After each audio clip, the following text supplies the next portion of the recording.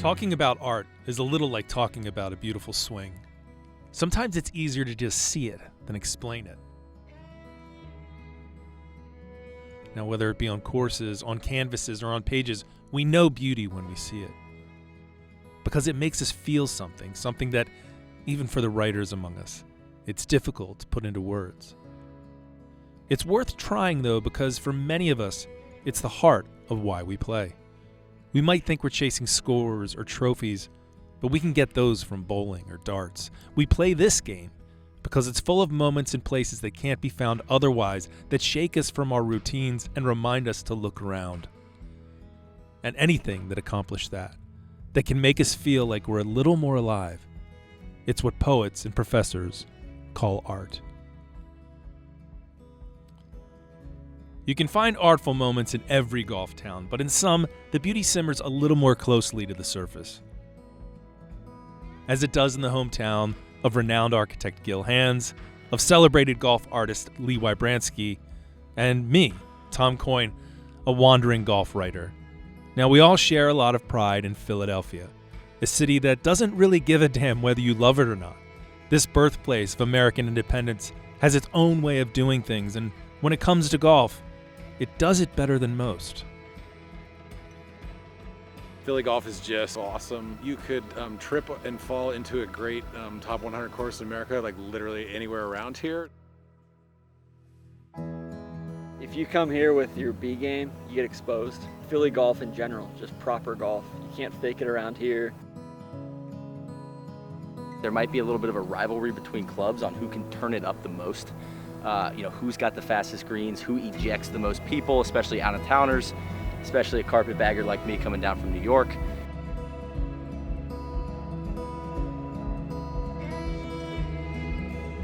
I would say I have a great deal of respect so far for Philly golf. You can feel the Philly vibes, even like at a nice stately place like this. There's an attitude, a Philly attitude here that is unmistakable.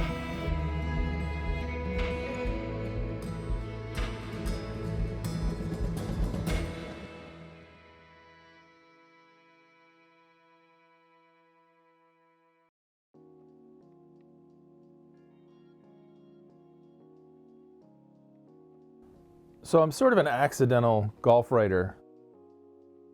I went to school to be a fiction writer, and it wasn't until later that I turned to golf as a subject, wrote a novel about a golfer, and then started writing creative nonfiction about related to golf. You know, my journey to be a next level player in Paper Tiger, my travel journeys with Ireland, Scotland, and America. Since I was young, I wanted to tell stories. You know, good storytelling is about a handful of things. It's about characters, it's about places, it's about events and circumstances. Golf gives you sort of the fundamental elements that every story requires. And so golf is sort of built for telling stories. Rounds of golf are built that way. But you also need problems, and you need challenges, and you need something for a hero, a protagonist, to face something and try to overcome it. And gosh, if golf doesn't do that, right? A lot of problems, a lot of challenges, 4 hours of constant challenge. And I think if you look at a round of golf closely enough, and you pay enough attention, to what's going on around you, the people, the events, and the places, golf is just a bounty of material, I think, for any writer.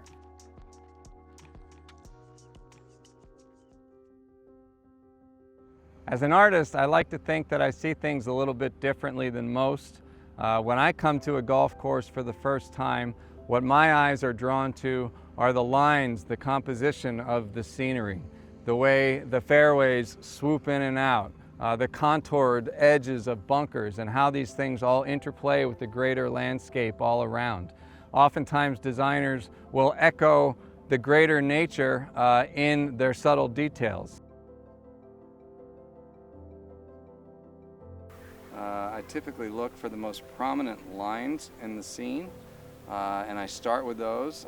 In this particular case, it's the way that flat edge tee box runs across and then drops down into the green. So it's, I always start with sort of the most obvious feature, and then I build out from there.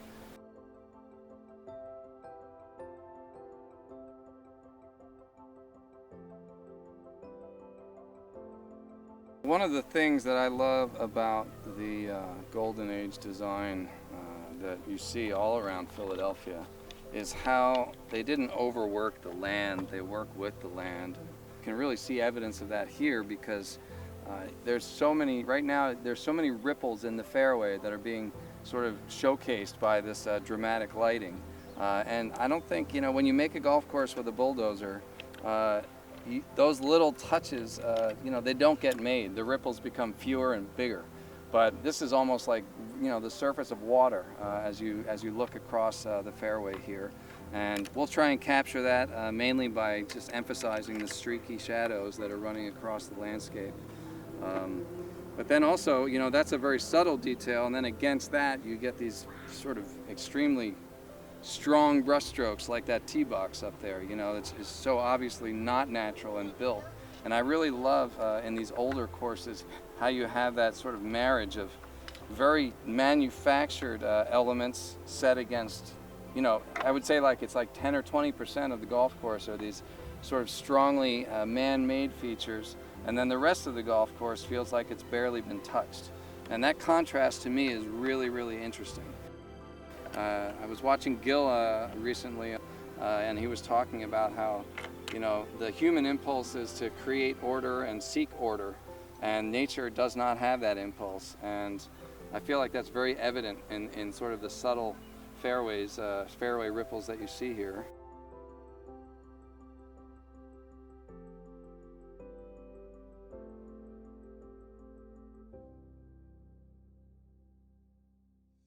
Gil Hanse came to Philadelphia 30 years ago to work on Stonewall, working for Tom Doak. He was inspired by the golf courses and people he found here, so much so that he never left. Today, his services are perhaps the most sought after in golf architecture. After designing the course for golf's debut at the Olympics down in Rio, Gil and his partner Jim Wagner have been commissioned to work on endless lists of American classics, while still completing their own original designs. Play a major championship golf course from Marion to Brookline to LACC, and you'll likely hear someone tell you, oh yeah, Gil Hanse was here.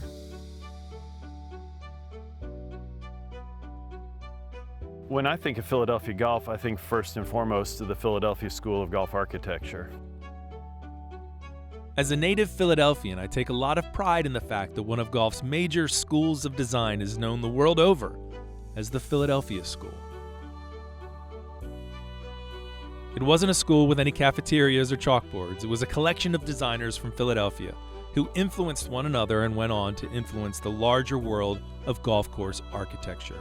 Architects like Pine Valley's George Crump, Marion's Hugh Wilson, Shinnecock's William Flynn, along with George Thomas of Riviera and LACC fame, and then of course the legendary A.W. Tillinghast.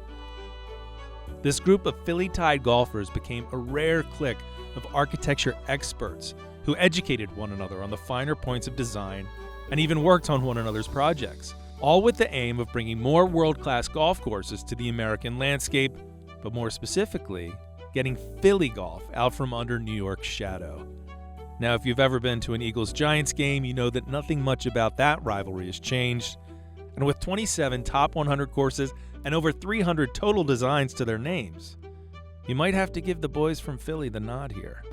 You know, when you look at the golden age of golf course design, it's almost all here. I mean, with the exception of Mackenzie and McDonald, every other great architect was operating either in or from Philadelphia. And I mean, that's remarkable to me. It really is. I mean, it was in its time the center of golf architecture. They were not only invested in the product, they were invested in it because that was part of their, you know, their social peers were members, their friends, etc. They all, you know, they really loved the place beyond just creating a golf course for it. It was home for them.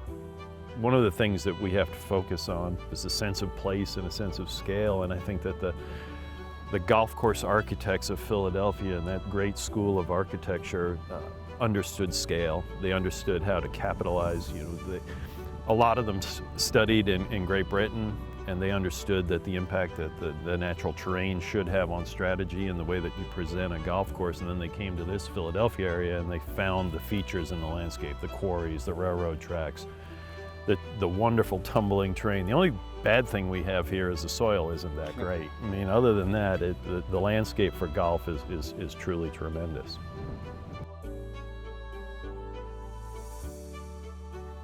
So I painted a lot of golf courses in Scotland and in the UK, and over there it's links land. I mean, it's humpy and bumpy and lumpy, but generally speaking, it's flattish terrain that has a little bit of undulation. Golf in the New World, and Philadelphia in particular, was laid out on ground that was much more undulating. And so it just makes for a bolder, more audacious style of architecture, I think, that it's just so much fun to play and so much fun to look at.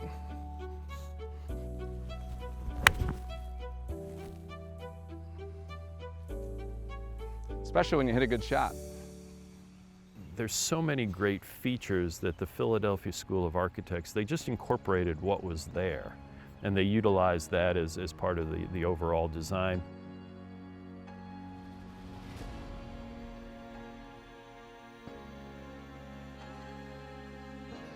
You know, the crown jewel in Philadelphia golf is the East Course at Marion.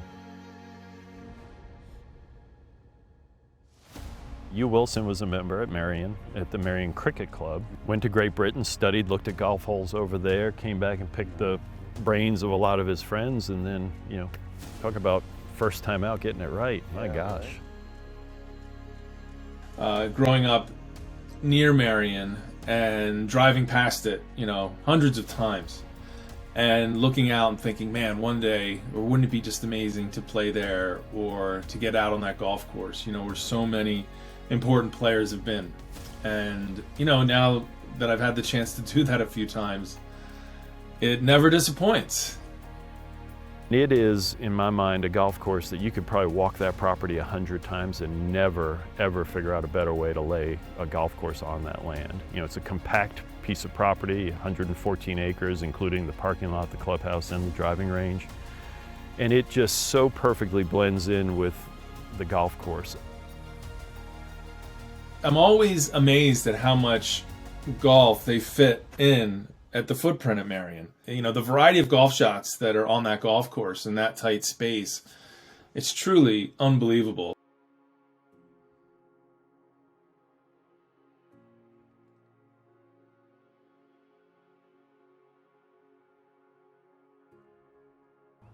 So as Gil had mentioned earlier, one of the things that's very unique about some of the golf courses around Philadelphia are how the architects use quarries, and this is pretty much the archetypal instance of that. We're on the 17th tee here at Marion East, one of my favorite places in terms of panoramic drama. I mean, you look all around, and between the 17th green, which is about as scary a green as you'll find anywhere, to the gnarly beauty of the quarry, 16 is right over here. But my favorite thing right here is this staircase, which has just tons and tons of character and really speaks to the history of Marion. You know, if you're fortunate enough to hit a good tee shot here and you get to walk down this staircase, it's one of the happiest walks in golf. It winds down around the face of the quarry, and it's hard to even focus on the golf hole because the quarry itself is just so natural and beautiful. And this time of the year, you see a lot of the Scotch broom in bloom and just fiery yellow all over the place. It's dynamite.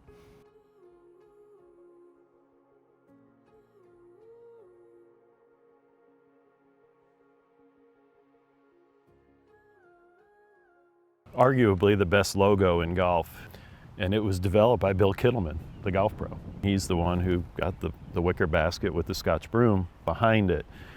And the stories he tells about just the scaling of it and trying to get it right and the proportions and this and that, and the amount of detail he went into, it was mind-boggling. But if you know Bill, it's not a surprise.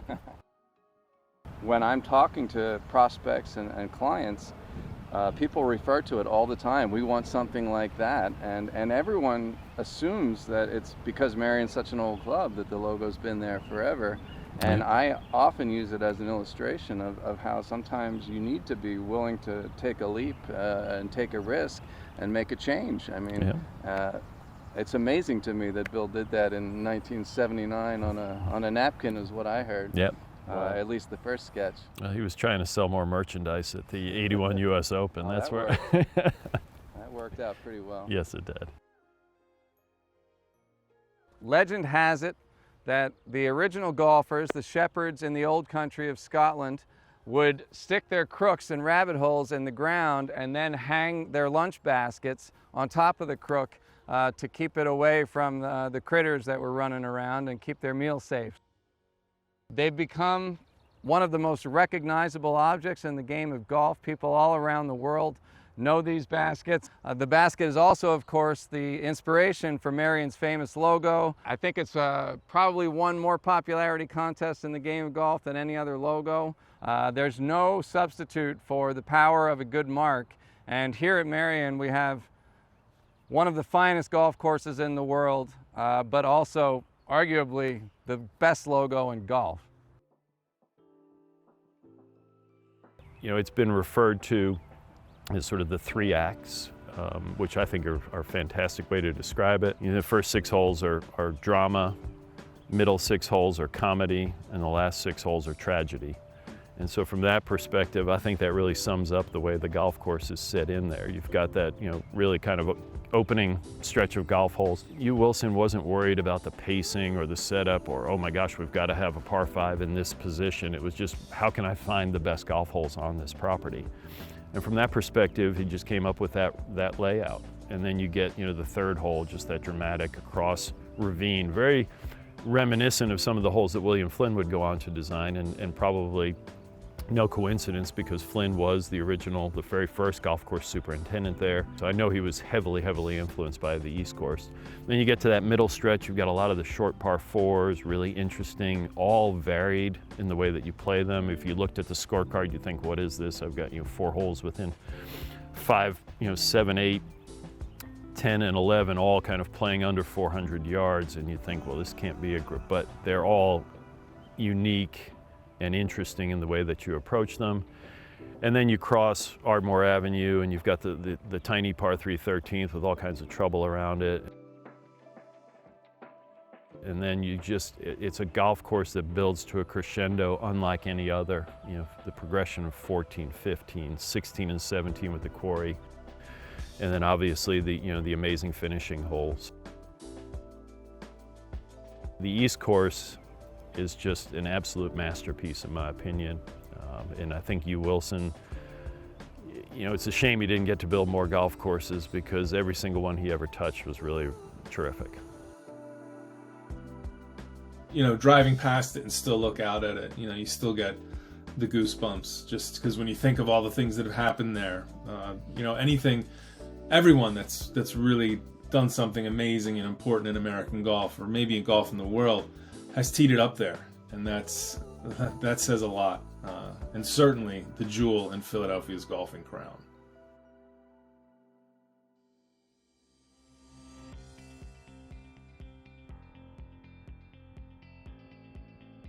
Aronimink has this incredible significance in the Philadelphia golf scene. It's been around since the start of the Philadelphia golf scene. What Donald Ross creates there, frankly, it's a course that, growing up in the Philadelphia area, I kind of like resented Aronimink, because I felt, at Rolling Green we have more interesting golf holes, we have more fun golf holes, but Aronimink gets all of the love and all of the publicity and the tournaments, and it has all the status attached to it. Now that I've gotten older, I've realized that what Aronimink really has is just pure quality. Aronimink Golf Club is sort of an interloper to the Philadelphia golf architecture scene.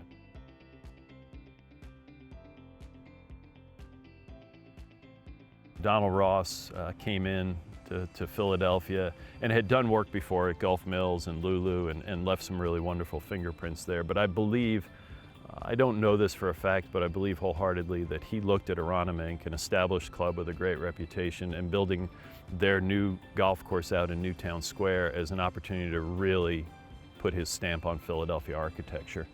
I think he viewed William Flynn as a competitor. He knew this was Flynn's town with everything that he had done in the area, and so he was going to do something special at Aronimink, and quite honestly, he did.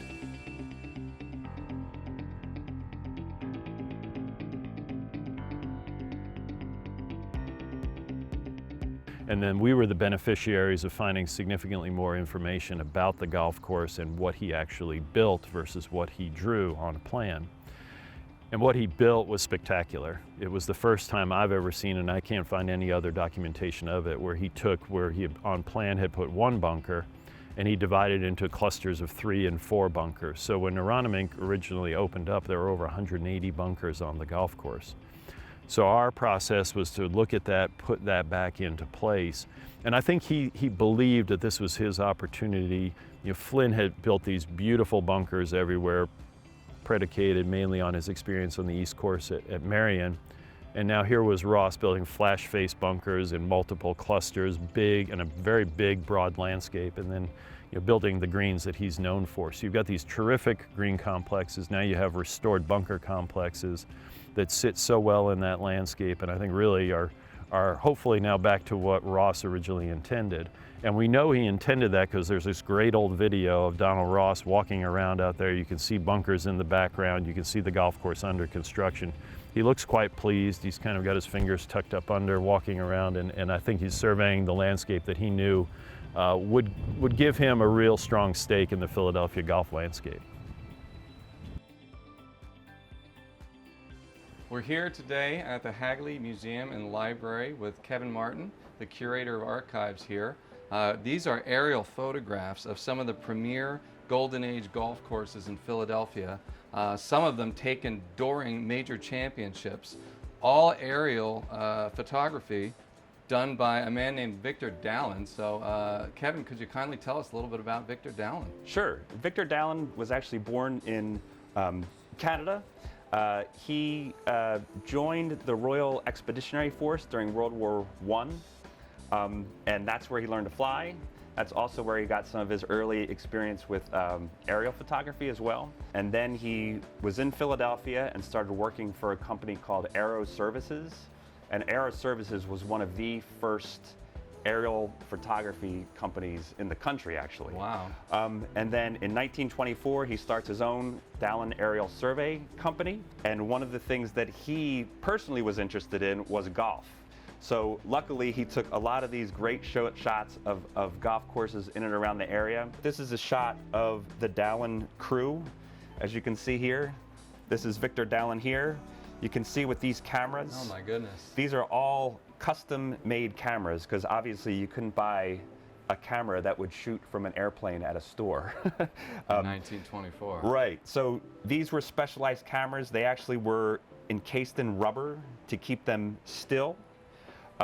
And the other thing is, as they were about to shoot a photograph, he actually throttled down to reduce the vibration. Oh my goodness.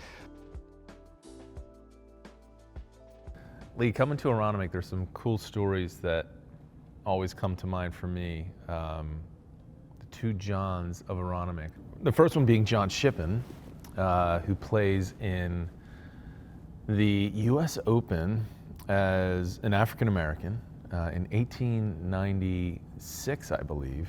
Unbelievable. More people should know that story. He's got an amazing story.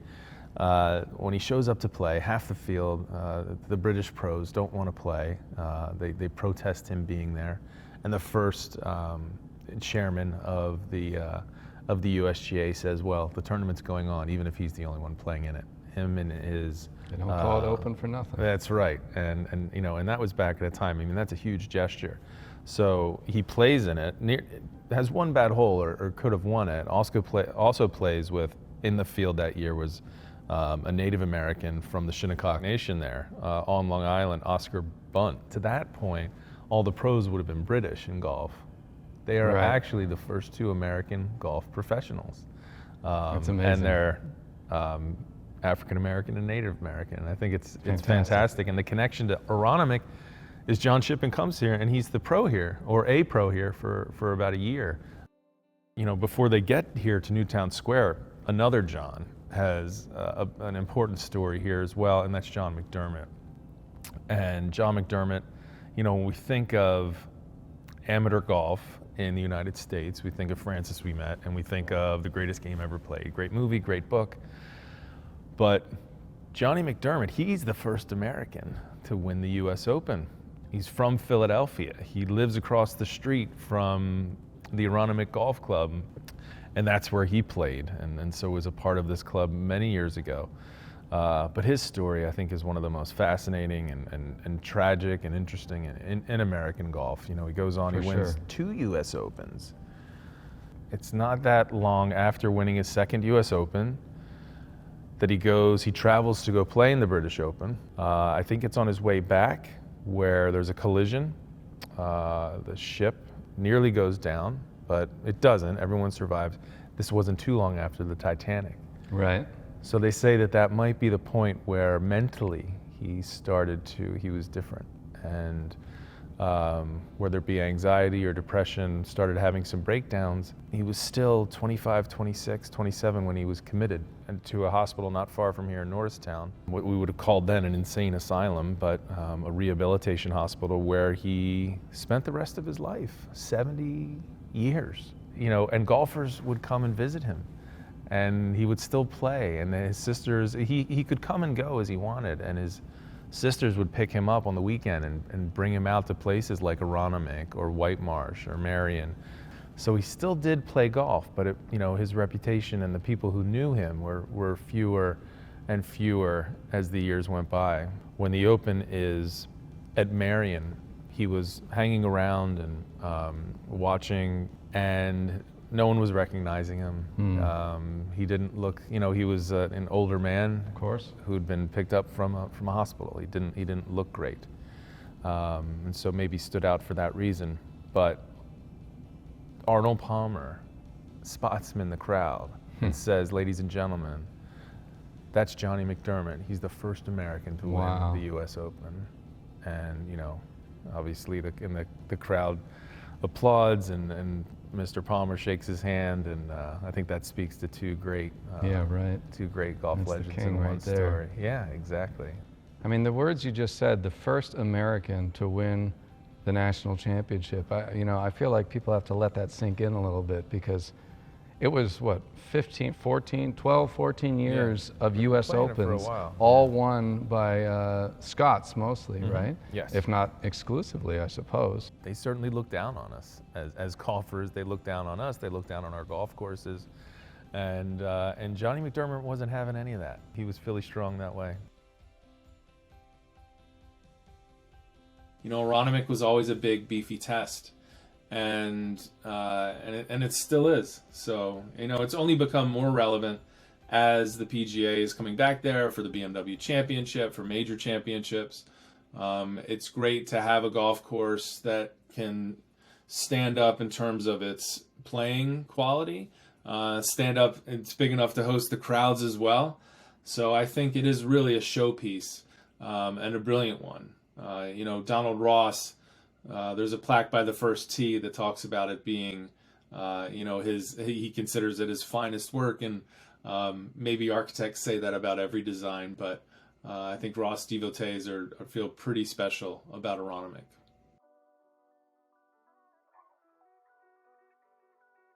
Philadelphia has been for some time now the biggest city in the country without a regular annual PGA Tour stop. Since the old IVB Bank Classic that ended in about 1980, I think, at White Marsh Country Club, there has been no regular tour stop. We hosted a stop on the tour here for 18 years, from 1962 to 1980. Some of the stories that I've heard is that after they would finish their round, a lot of the pros would just go into the men's locker room and belly up at the bar with all the members and talk about their round. You know, it was a big party. You know, I think there were parties in the neighborhood across the street, and Arnold Palmer hanging around at the houses, and, you know, as Dan said, getting up and close with these guys. It was a different era, but it's definitely a very unique time. Just this place has a special place in the history of Philadelphia golf. So I remember going out to White Marsh as a kid to go see the pros and go see, you know, Nicklaus and like Chichi Rodriguez, who would put on a clinic, and So I have really fond memories of going there as a spectator. As a player, my memories are don't hit it right, that there is trouble or out of bounds right on 14 holes or something outrageous as the course sort of moves around the property. Some of the best designers in the history of golf course design have placed their mark here in Philadelphia, and we're proud that George Thomas, this was his first course. You know, you put him up with Tillinghast and William Flynn, and the list goes on, and that's what makes Philly very unique, and we're proud to be part of that group of courses. So many of the great ideas and thoughts about architecture came from Philadelphia and then basically scattered out around the country. When you think about all the great places that Tillinghast designed, up in and around New York and the San Francisco Golf Club, and Wingfoot and Baltusrol and on, Ridgewood, etc. And then you take somebody like Flynn and you go to Shinnecock Hills and Cherry Hills, and you take that and scatter it out there. And then, by the way, the guy who was probably the most prominent, or from a success standpoint, is a guy who really didn't even want to be a golf course architect, in George Thomas. I mean, he designed White Marsh Valley on his family's estate. It was an interesting exercise for him, and then he left Philadelphia because he couldn't grow roses here. Wanted to go out to Los Angeles to grow roses, and by the way, he was a good golfer, so he joined the Los Angeles Country Club, and then they hired him to supervise and oversee the creation of both courses. He went on to completely remodel the North Course at Los Angeles Country Club, and then he wound up doing Bel Air and Riviera and Ojai. I mean, from that standpoint, not only did golf architecture leave Philadelphia and stay on the East Coast, it went to the farthest reaches of this country, and the finest examples of it. I keep going back to William Flynn and this notion that because he didn't have a chance to go over to Scotland and look at the templates. So his inspirations and his designs are, you could say, truly American. One of the first truly American architects. No one is responsible for more fun, great rounds of golf in Philadelphia than William Flynn. And he just left a legacy of golf courses that's incredible. It's a gift to the city that just keeps on giving.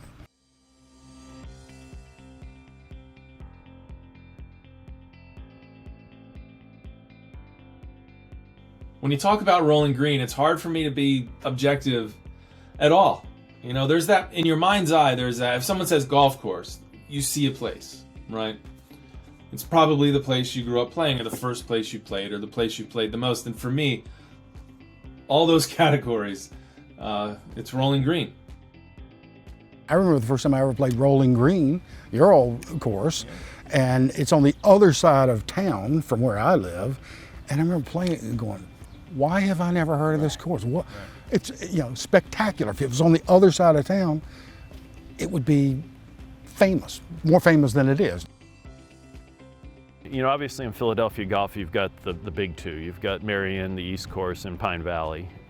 But I've always thought that Rolling Green was in that next tier of golf courses. Manufacturers, Huntington Valley, Philadelphia Country Club, Gulf Mills. I find Rolling Green, in my mind, to be at the top of that list. So when I talk about Rolling Green as the best golf course in Philadelphia, I mean, there's a little bit of hyperbole there, but certainly a lot of homerism as well. I mean, this is where I grew up. This is where I learned to play golf. This was where my first junior clinic. This is where I caddied many summer, worked in the pro shop. So this is like home. It's really cool to come back and see how it's changed. But of course, most of it stayed the same because the bones are just so good. Just an awesome spot.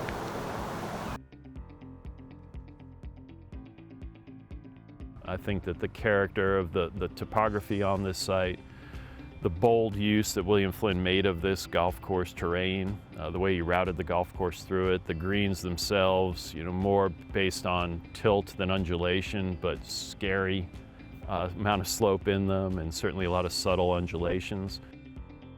This fourth hole at Rolling Green, to me, sort of sums up, in some ways, a Rolling Green experience, because it's one of those holes where you can have 65 yards in on your second shot and then 85 in on your third shot.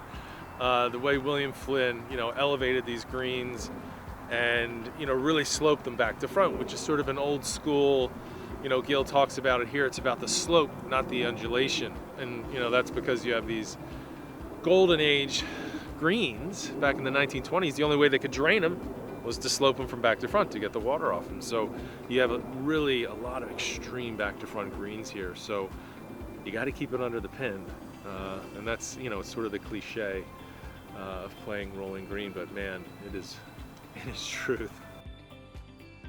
He was a genius at crafting golf holes and utilizing features, the boldness of the 14th hole over the ravine, the beauty of the 12th hole, that sort of quintessential Flynn dogleg golf hole. I think you see all of his design trademarks here, but in a bigger, bolder fashion than elsewhere.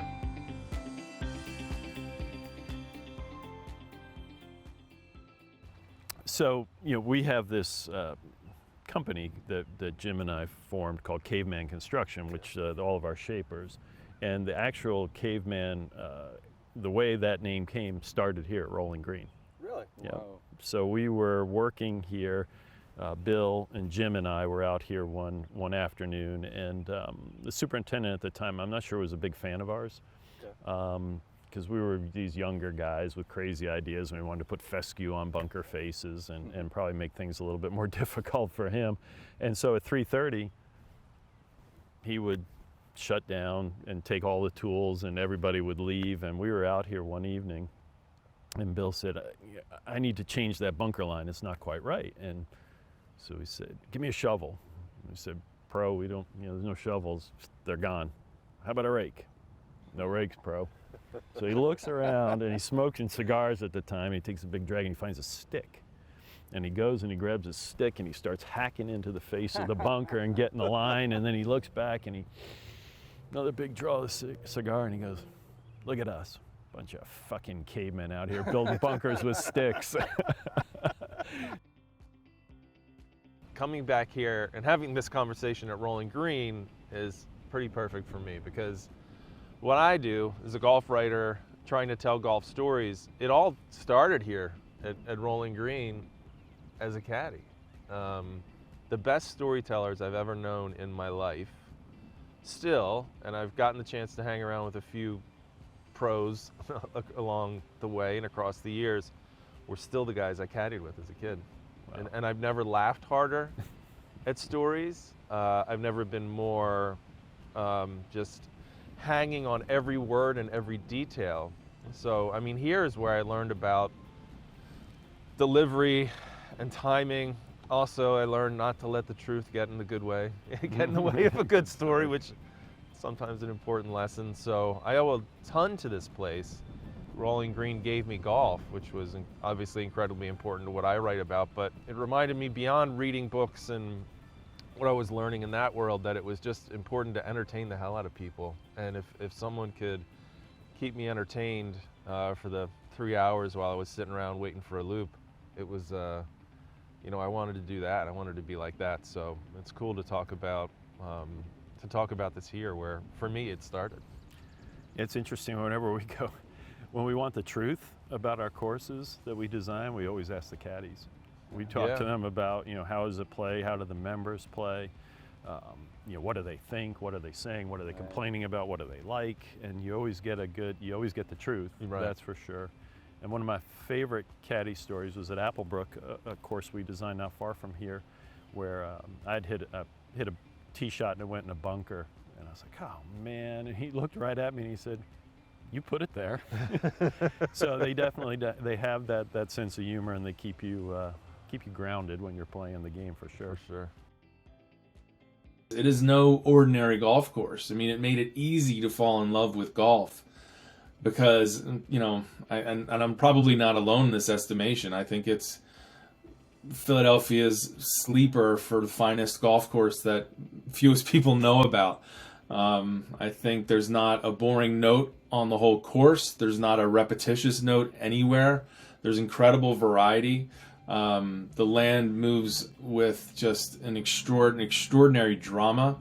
And it's a golf course, they say, oh, you could play this course every day.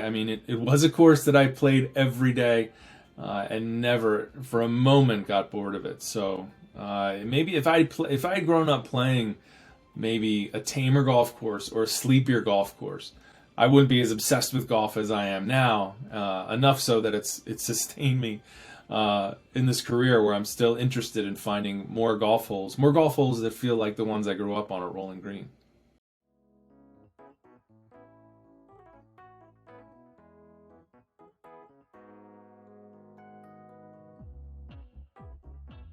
Philadelphia Country Club is another of William Flynn's impressive contributions to the Philadelphia golf landscape. Major championship golf course in Philadelphia, another Flynn masterpiece where you see some of those, cross valley par threes, you see some of those, his beautiful dog-leg golf holes surrounded by those bunkers. The thing that I'm so impressed with what they did was they captured the scale and the context of the property. Flynn in particular with the ridge lines running through it, playing down into the valley with the little creek and the ponds down in the toe of it. And then some of those big, broad golf holes. I mean, in particular, the par 5 9th hole, where Sam Snead met his doom in trying to win the US Open, which ultimately eluded him over a long period of time.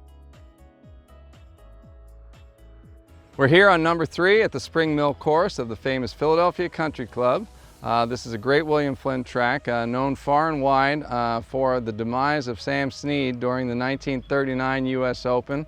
Slammin' Sammy thought he had to make birdie on this hole, swung away on the tee here, found one of those bunkers out there, and overclubbed a little bit trying to reach the green. Again, thinking he had to make birdie. I believe he left it in there twice before finally getting out, making double on the hole, and falling 2 shots back out of the playoff, which was eventually won by, of course, Lord Byron Nelson, who was aptly represented, as you would expect, in the clubhouse here.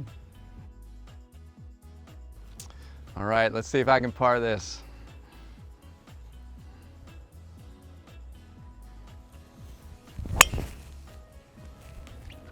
You can see why this is the former 18th hole. I mean, this fairway falls off on both sides. It's amazing, and you forget how high you are up here. I mean, you can see ridge lines all the way around the property. It's tremendous. So as far as I'm concerned, this is one of the goosebump fairways in Philadelphia golf. I mean, Sam Snead, Byron Nelson, the drama that happened here is unbelievable. It's just one of those places you feel like you're walking in the footsteps of giants, and anytime that you find a plaque on the ground that connects you to, the greatness that has come before. And as we all know, golf has a wonderful tradition of reverence for history. There's a tremendous amount of art and literature around golf, and there has been for centuries. And I feel like Philadelphia Country Club is yet another example of a club in Philadelphia that encapsulates all of that.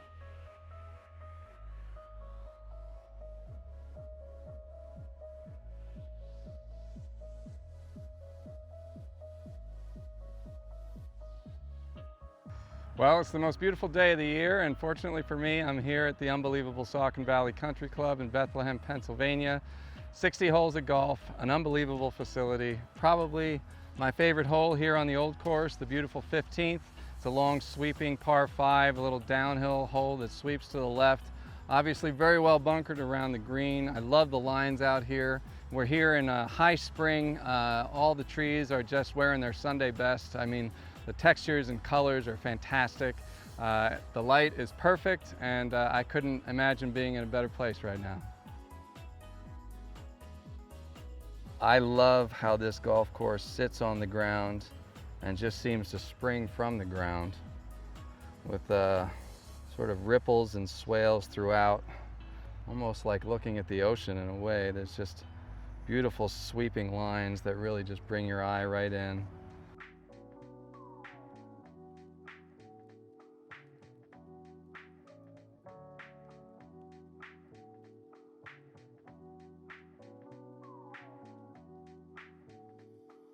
Well, I don't always love being in them, but I really do love bunkers. I use them just the way the designers use them, which is to lead the eyes of the viewer into the scene.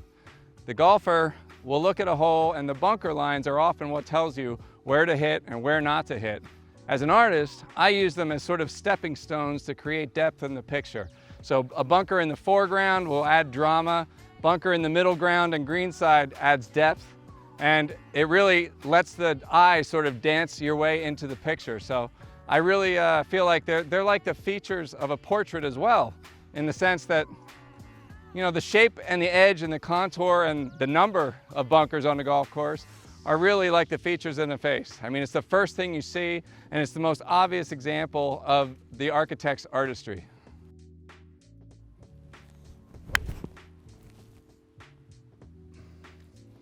But man, that can be tough to hit out of.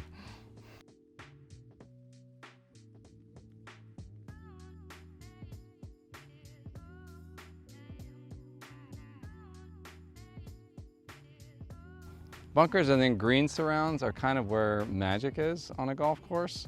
And you know, there's just nothing quite like the movement in and out of the sand and around the greens. Little features like this are just dynamite to me. The quirkier the better when it comes to bunkers. Saucon Valley, to me, another great example of where golf meets history. It's well known that Saucon Valley started as a product of Bethlehem steel and the industrialists that were building an empire there. As I've said before, I like to think that I see things a little bit differently as an artist or with a unique perspective, but I don't think you need to be an artist to appreciate the beauty of this golf hole.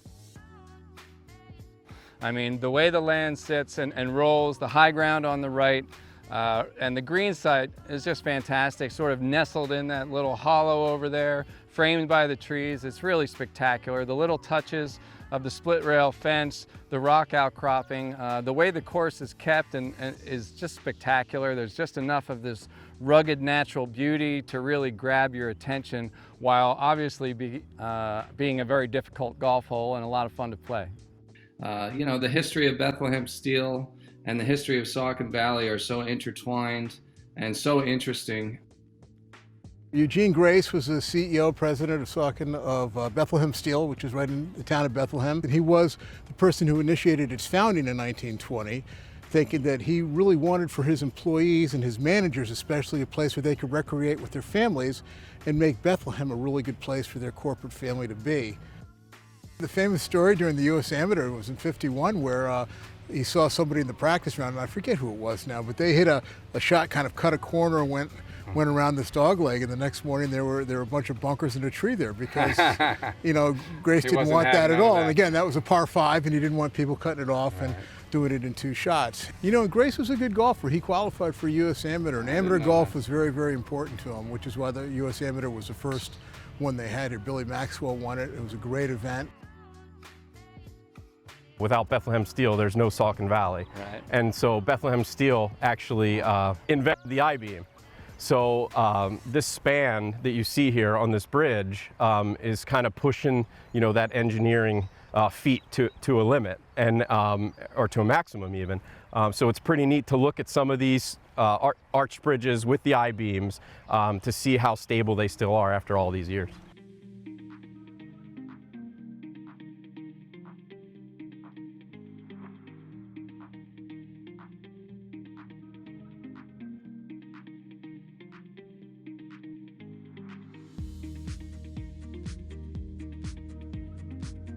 It's amazing the connection that we're finding out, learning as we've been going around Philadelphia, the role that cricket played in Philadelphia golf history. Yeah.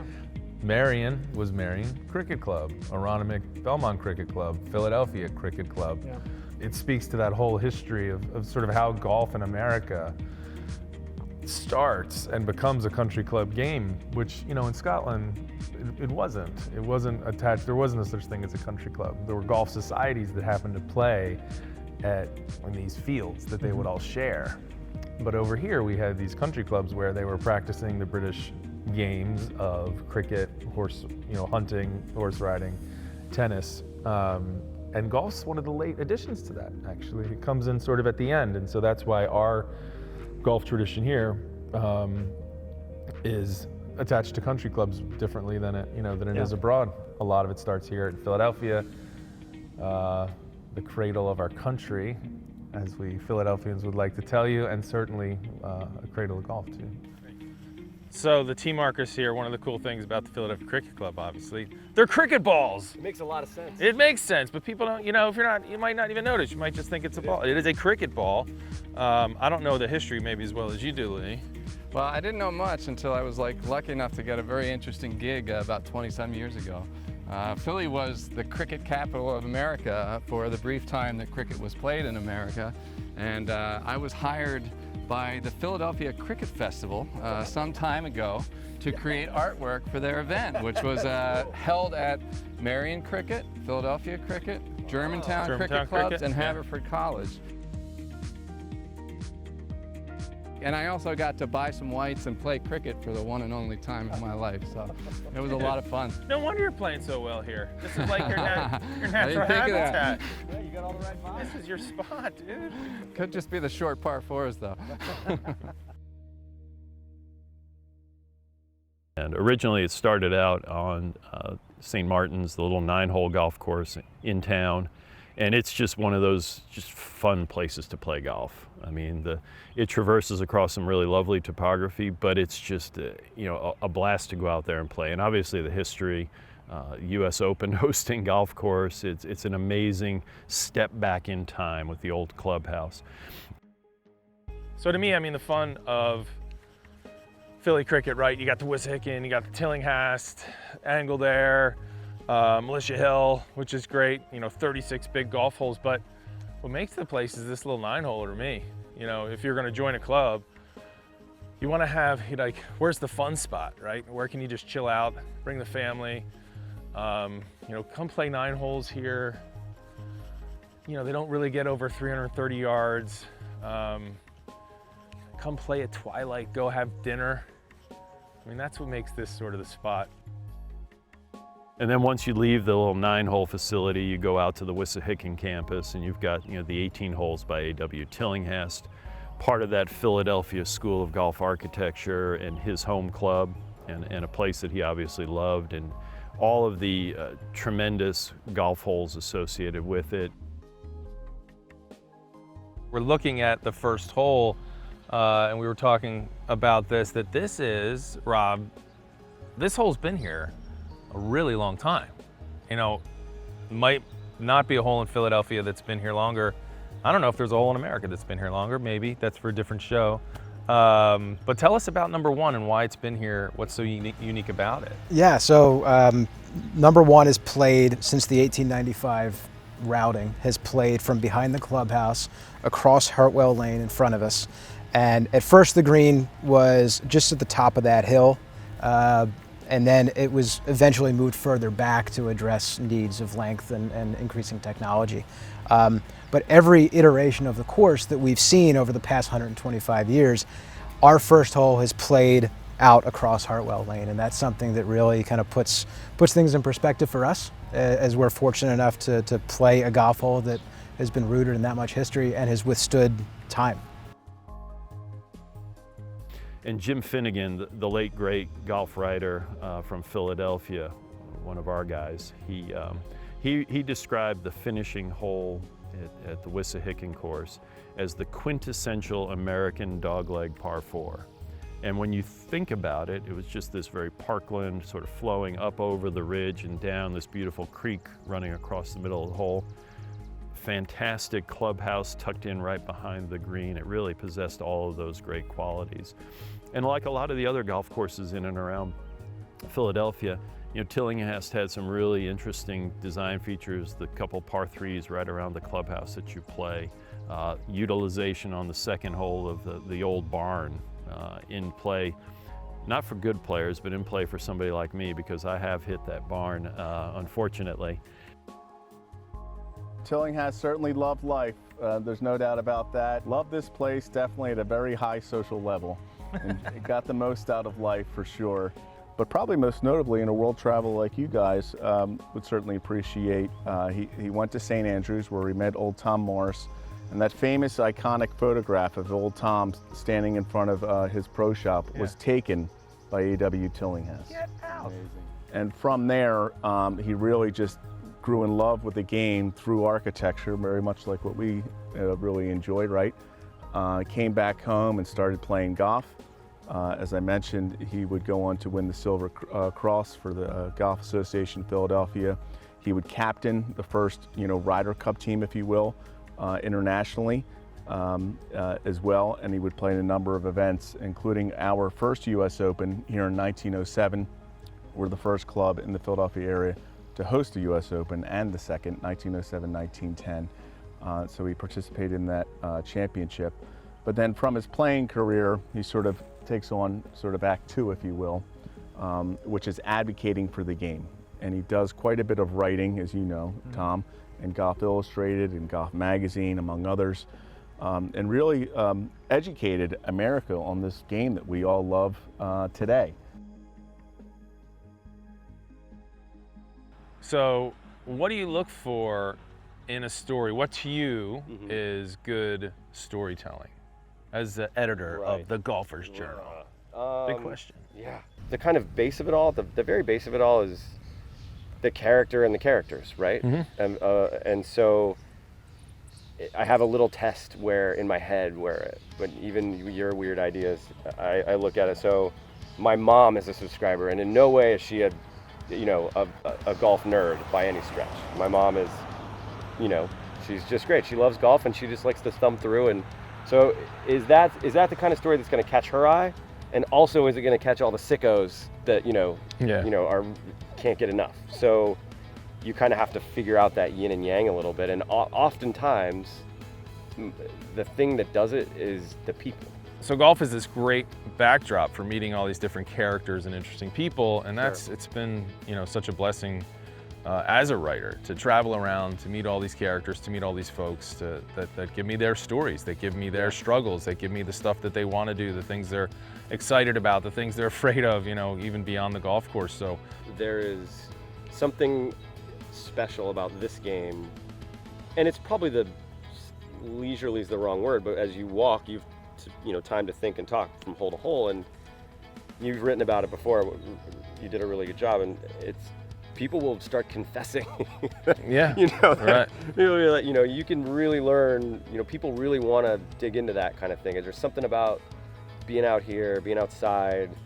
It just puts you in a place where you feel safe almost to kind of tell your friends about what's going on with your life and all the things. And the gift I think that you have and so many of the people that we're fortunate enough to bring on to our team and into the pages, the real gift is figuring out which of those threads to pull and which of those to kind of build a story around, right? So you met 1,000 people writing your book, and now you have to all right, well, that was great and it was fun, but now I have to figure out who is the person that I'm going to build this chapter or this paragraph around. And I think that's the real art of when you have a really good story on your hands. It's the people that figure out how to take that and make it work.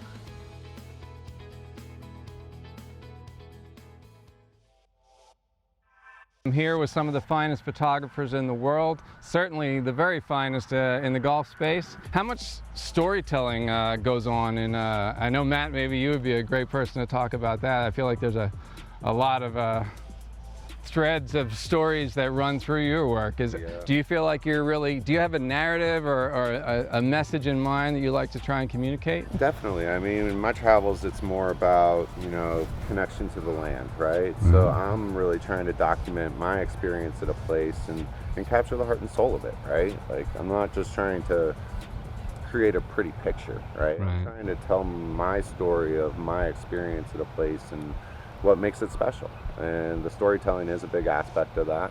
How do you think about when you're perceiving what you want to shoot?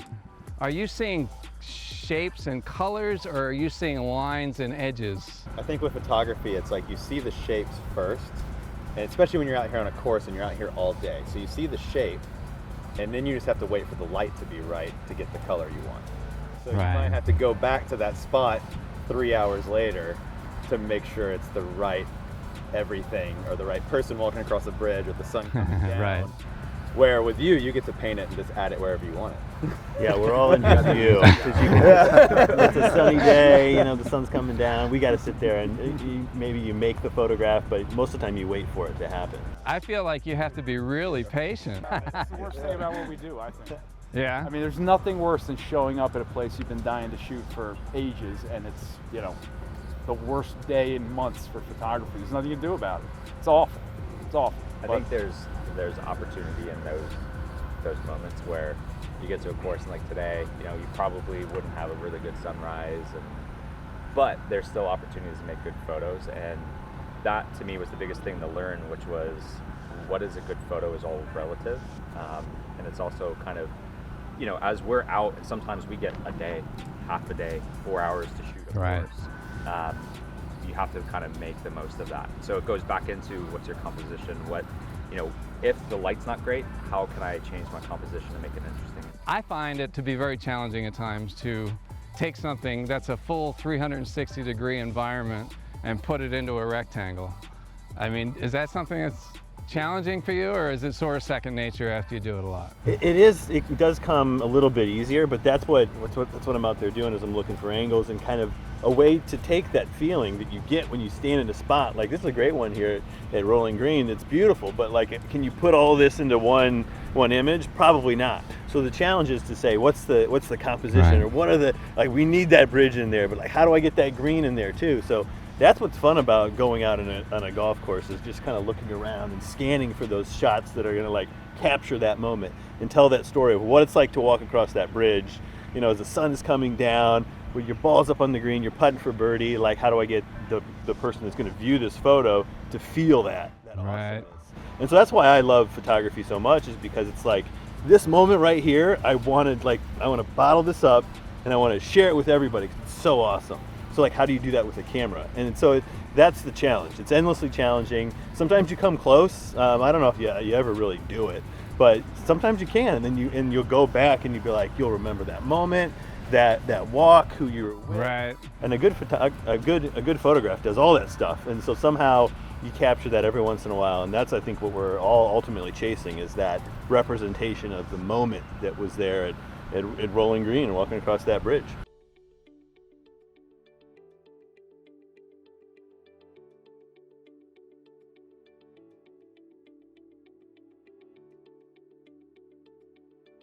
When we talk about Philadelphia golf, we primarily focus on the great private clubs in Philadelphia, but Philadelphia also has a tremendous tradition in public golf.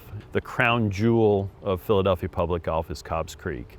And my partner Jim Wagner and I are thrilled to be involved in the restoration of that golf course and hopefully the renaissance of Philadelphia public golf.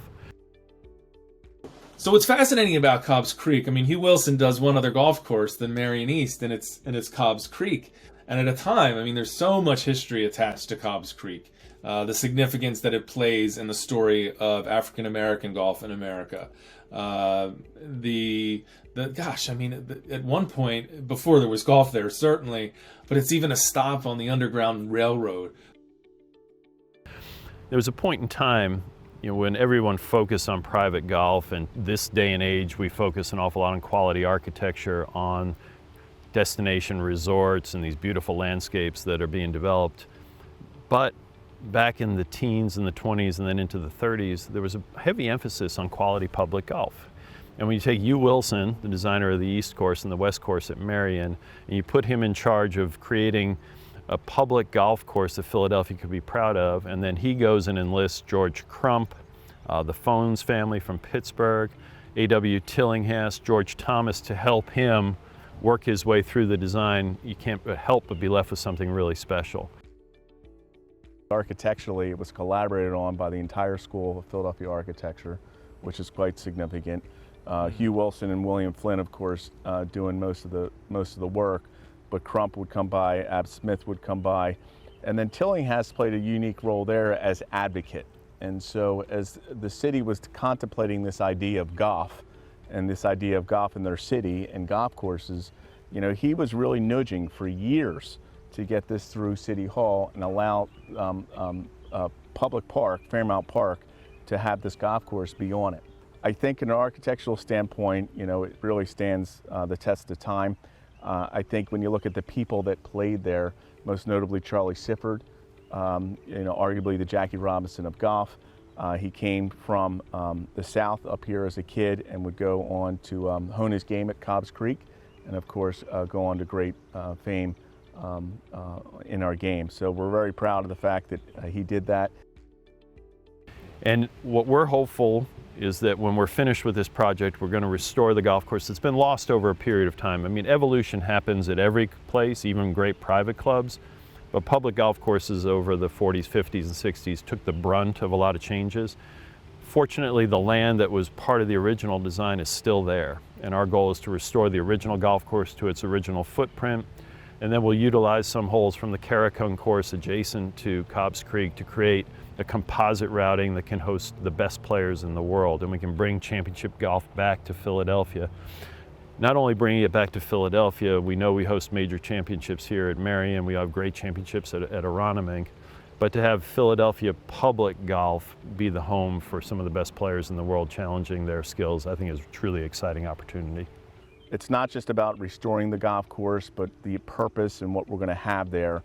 After-school program for kids, environmental education, a first tee.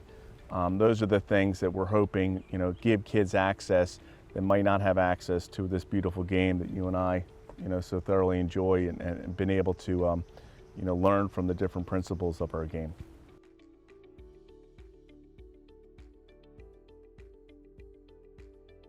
What are your favorite parts about Philly? It's kind of gritty, It's kind of what this place is. It's kind of gritty. You can see the clubhouse. Nobody cares. You come in here to play golf, eat a cheesesteak, or have a cold beer. It's just the community, in my opinion. Well, I think it's like this is a perfect example of what needs to happen. We need to farm the future of golf. We need to give these kids an option to play where they're not going to get beat up on a 600-yard par 5, where maybe they won't come back, but with the short course, and they come out and play with their dad or mom or brothers or sisters, and get in a quick round, have some ice cream. Golf needs to be just all fun, not just out on the course, but in the clubhouse too. How many people can get on to Marion? How many people are playing Aronimink? Not many, but everybody can play here.